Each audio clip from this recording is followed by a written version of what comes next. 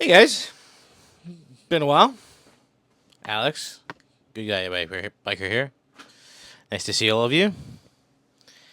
What's going on? I'm here to talk about should you work for the general public? As a lot of you know, I had a repair shop here in Vancouver for a long time, electronics repair, specialized stuff. We uh, we worked with the general public with different businesses, customer service, a different type of in-home services, low voltage stuff, all sorts of things.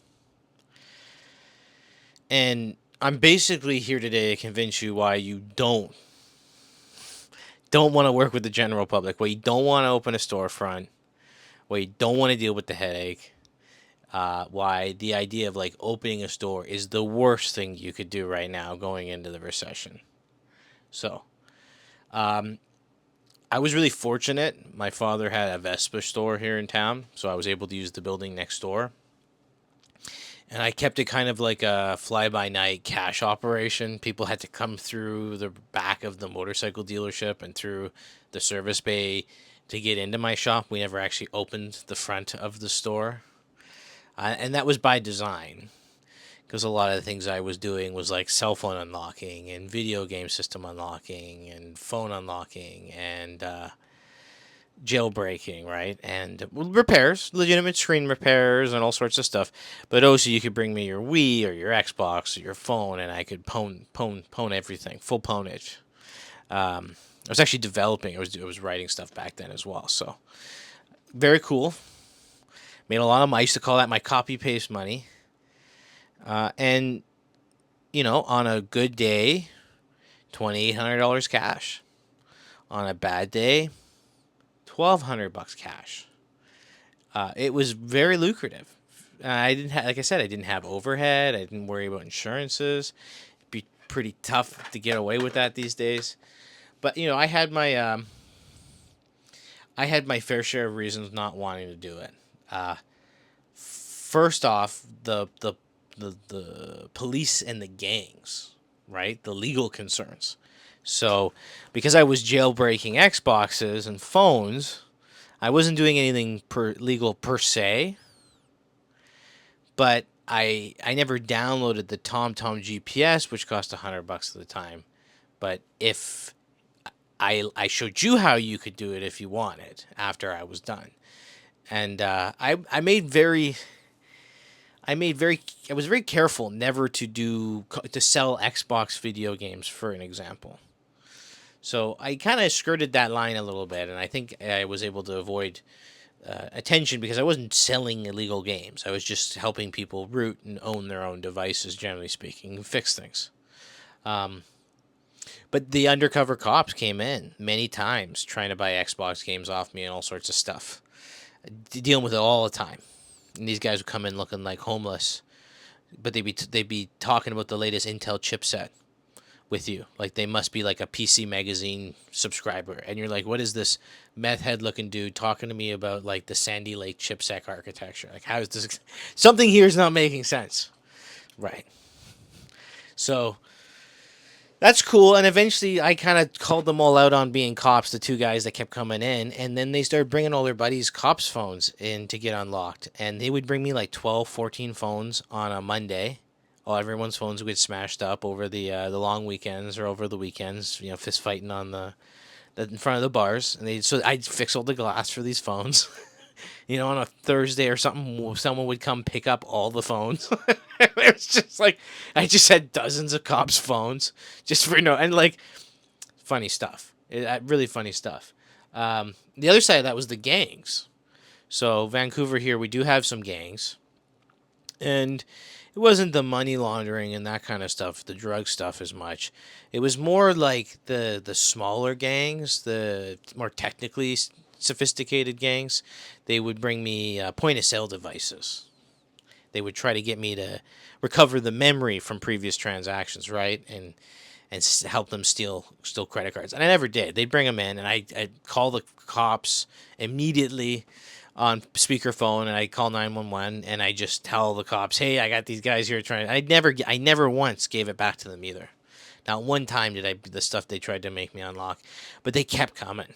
They were relentless. And some of the clientele that I was doing specialty stuff for, like in-home stuff, I started maybe not feeling so comfortable with as I started getting more pictures about what was going on. So I didn't love the gangs. One time I had a guy I did a repair for, a warranty. And I always do free warranties on all the repairs I was doing. $45, I fixed your red ring of death on your Xbox. It's essentially the the chip is coming unsoldered because of cold solder joints, right? And you just reflow it. Easy fix.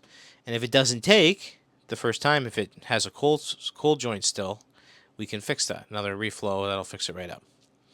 Guy showed up with 3 carloads of his friends with machetes, wearing turbans and shit, face masks. And, I was pretty aggressive with them. I was just like, who the fuck are you? Why are you in my store?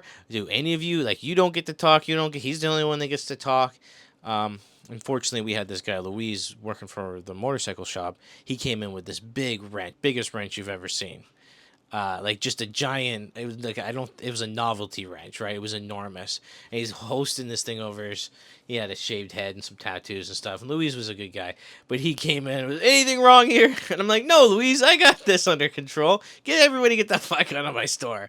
What is this? And I never did give him his warranty. I would have gave him his warranty if he didn't show up with 3 carloads of people to get his free warranty. The gang stuff. Yeah. And scrupulous, too. People, I would do repairs, and I used to sign them, and I would change certain screws. I'd add washers and things. I'd change the X clamp, the cross clamp that was causing problems on the Xboxes. I'd switch that. People would bring me their Xbox back and say it wasn't working or I had to fix it again. I'd open up, and it would be a different Xbox on the inside, right? And I'd call these people out on it right in front of them. Oh, maybe my roommate switched the Xbox on the inside while I was sleeping or something, right? People are so full of shit. And you have to look at these people. They just look at you in the eye and they lie to you. Yeah, just cheap sons of bitches. Another thing was the drug addicted, right? The people that would come in, their Xbox or the PlayStation would break, and they'd come in with their parent. And they'd look sick. They'd look physically ill. And they'd be in physical withdrawals. So you'd see a drug addict coming off of some drugs, shaking and sweating and sunken eyes and chills, and you're just going what's wrong? And they say they look you in the eye and they say, I haven't played Call of Duty for 4 days. And oh, that's what's wrong? Jesus. Yeah, you can fix my Xbox, right? It's really important. And the mom's holding on, embracing him they're on the way to rehab or whatever, and I'm just this is really sad. The segment of society. Some of the general public is a little too general for me, if you know what I mean. Wasn't a fan of watching video game addicted people deal with withdrawal symptoms, rather. Guys would show up waiting for me at my store when I opened and begging me to make them fix their stuff first, right? No concern, no suggestion of even paying a little more money for speed service. Just people just had the worst expectations. They were waiting for me when I showed up. They were waiting as I was leaving, and they never understood why I didn't give a shit. I was just yeah, tomorrow. And they're I came in. I'm well, yeah, but I'm closed. I 5, right? So what? I'm just gonna make exceptions for everyone forever? No, not interested. Sorry. See you tomorrow. Well, I'm really fucking mad. Well, good. Fucking idiot. Didn't show up on time. What do you want me to say? Parking's hard. Get better at it. I don't care.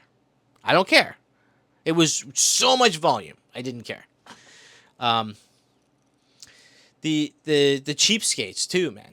Some of these people would drive in from 2 towns over, Surrey, and they would drive 45 minutes an hour, and then they would do it in rush hour traffic, which would add 45 minutes onto it, all to come get the repair from me because I was $45 instead of the guy in Surrey who was charging $50. Now, I know some of you are thinking about that right now and being like, imagine spending an hour and 45 minutes one way and then like an hour and a half back the other way to save $5 on a repair. Yeah, I didn't get it either. I had a real hard time understanding how these people valued their time. And even if they wanted to do that, that's okay. But what was annoying is they'd stand there while you were doing the repair, right? They'd have nothing. They just came in to do this repair, and I was right by the ocean. I was right in Granville Island. Go take a beautiful walk. Go look at the sea lions, the seals, the birds. The pretty ladies. It's beautiful down there. Instead, you sit in my little back alley shop, watching me solder shit, and all you do the whole time is bitch about traffic. Oh, traffic was so bad. I was like, yeah, you got in the car at rush hour.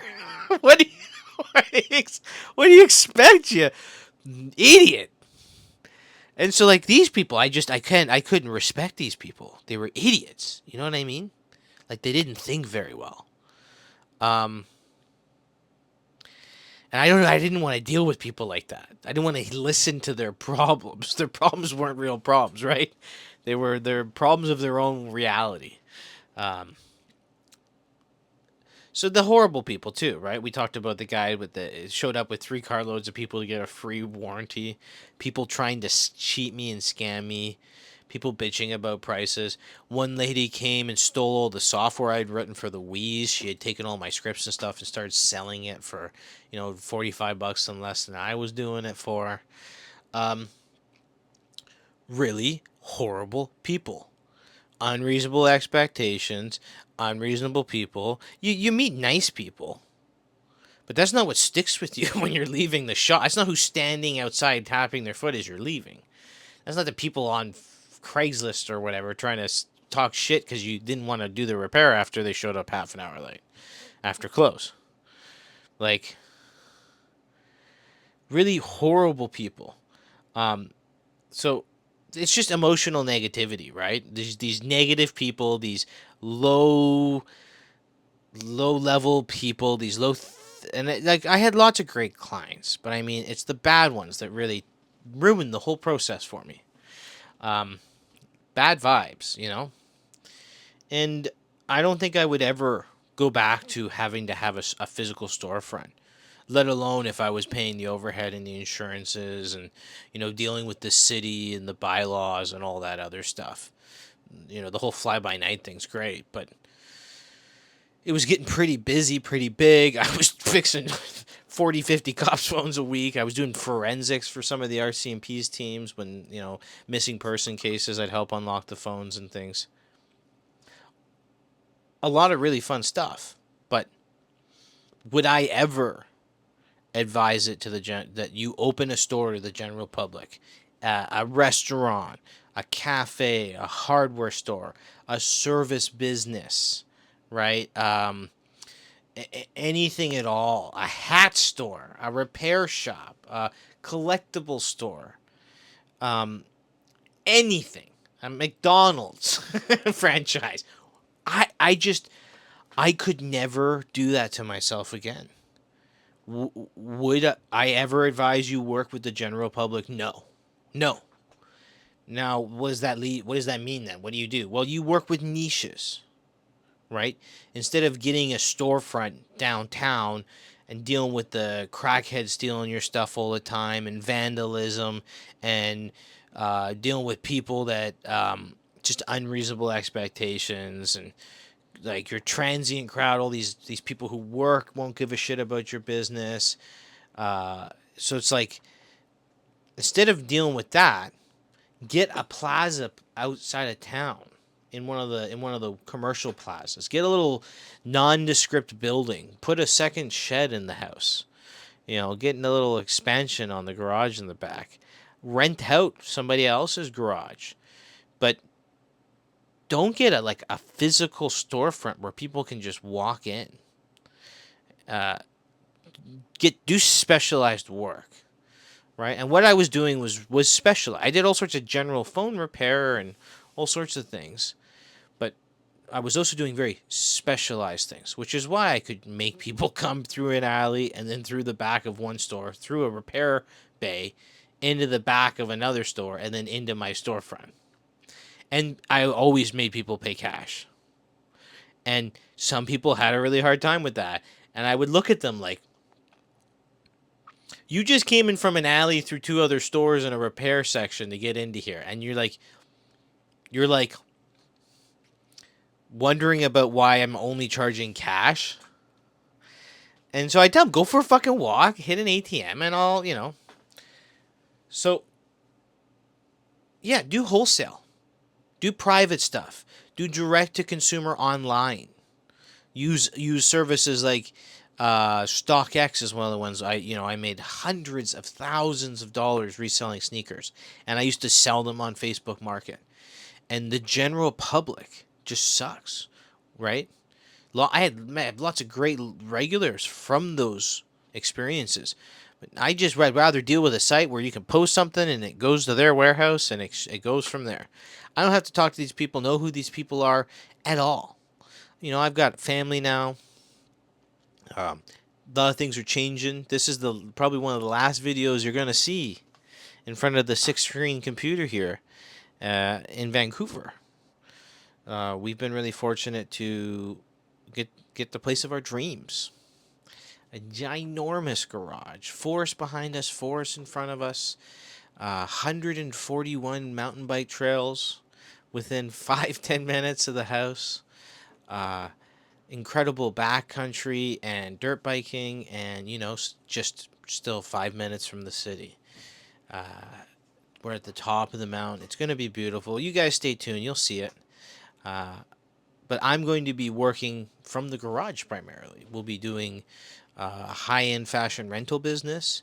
I'll be doing videos with high-end repairs and specialized repairs, all the reballing and the circuit repairs and just general stuff as well. Building a whole workspace in there. Going to have a camera jig, film everything much higher quality, really good cuts back and forth.